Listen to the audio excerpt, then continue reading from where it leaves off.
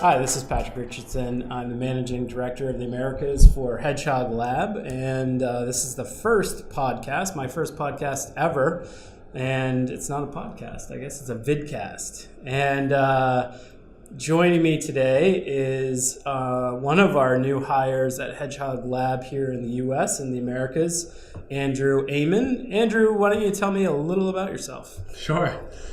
So I am from Massachusetts. I went to school, University of Connecticut. I was a mechanical engineer at school there. And my first job out of college was on nuclear submarines. I was a civilian that worked as an engineer it was in the pump division. So I worked on the hovering pump on submarines across the Navy. My main sub was in Puget Sound, so I was able to travel out there a lot, which was great. And then I met Pavel about 6 years ago, which has been my business partner for a while. And the two of us have founded our first mobile application called Inigo. And from there, we've worked on other projects together. But that led me to the startup scene in Boston, where I was able to meet Patrick, meet Hedgehog, meet the entire organization. And from there, it's been an experience to learn about how to develop apps for customers and clients and get good products to the clients and stuff that they really love to see. Yeah, so you were actually the very first person I met at the very first networking event that I went to under Hedgehog Lab. So it's been an interesting 3 years for us kind of getting together. I guess talk a little more about Inigo, how you formed the idea, and eventually the sale. Sure. So it's kind of full circle because I started going to the startup scene. I was working in mechanical engineering. I had moved to Boston.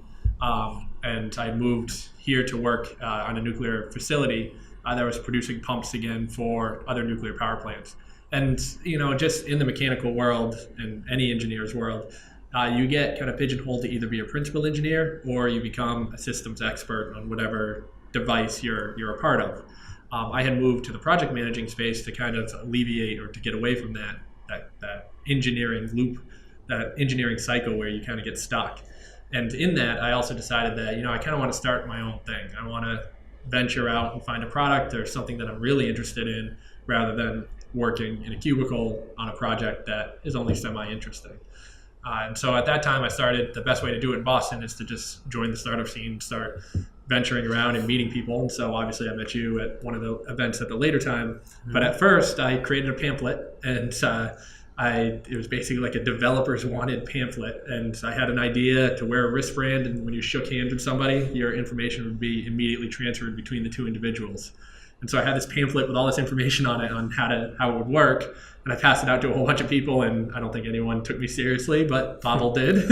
And so Pavel and I met at a meetup, and he said, "I'll take this venture on." I think he says it like he saw this fool kind of walking around with these pamphlets and was like, this guy needs help. And so we started there. We would meet at each other's places and kind of come up with the idea. And at the time, Pavel didn't know too much Android code, but our first application was built on Android. I developed the designs, the concept, the idea.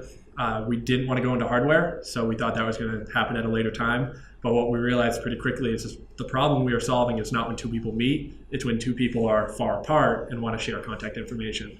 So Inigo was built from the concept of Princess Bride, which hello, my name is, which is where we got the name Inigo. And that led us to introducing two people that, whether they were standing next to each other or standing far away, we were trying to solve that problem. Nice. So from sub-nuclear engineer to entrepreneur, is there anything between the two jobs that you see as kind of crossover? Yeah. And how do you use that in your everyday life? Yeah, for sure. It definitely depends on the mind. There's a lot of engineers that I've worked with that are trained engineers, and some of the smartest people I've ever known are mechanical engineers, and they are really good with how systems get applied. And so you always, in any engineering problem, you have a black box, and usually the engineers and the materials are inside that black box, and the customer wants something that's outside the box. And so you as an engineer have to figure out how to manipulate your product, your engine, whatever it happens to be, to get the customer the new product or the new idea of what they have. Because everything is built on a legacy system. Whether you're building a pump, a nuclear submarine, an airplane, whatever it happens to be, there is past experience of how an airplane works. So when you want the new features, you do have to kind of cater towards what the customer needs and figure out how the old systems can fit into the new. And I think software is kind of the same way. There's a backbone of how software is built and how software is developed. And I think software as a whole is conceptualized as this black box. And us as the designers and the people that think about how to fix it for customers are really trying to think outside the box and how to get the software, the black box software, to work for specific needs.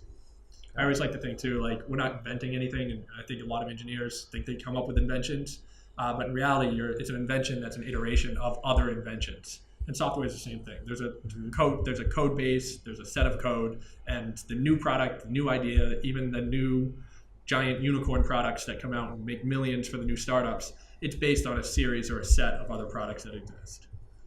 Excellent. So Andrew Amann, our new senior product manager at Hedgehog Lab, give us a call and contact us about your project, and we'll have a nuclear submarine expert take a look at it. Thank you, Andrew. Thank you.